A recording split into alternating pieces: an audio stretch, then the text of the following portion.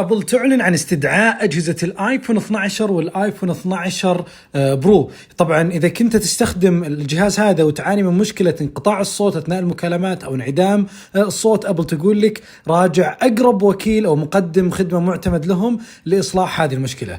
طبعا المشكلة كانت في الأجهزة اللي بين أجهزة اللي أنتجت في أكتوبر 2020 وأبريل 21. طبعا فقط المشكلة في أجهزة الآيفون 12 العادي وال12 برو، أما أجهزة الآيفون 12 ميني والايفون 12 برو ماكس ما فيها مشكله. طبعا عندنا بالسعوديه الوكيل اللي ممكن تصلح فيه الجهاز عندك حاسبات العرب، متجر الف، شركات الاتصالات وغيرها من مقدمين الخدمه المعتمدين اللي تقدر تراجعهم ويصلحون لك الجهاز.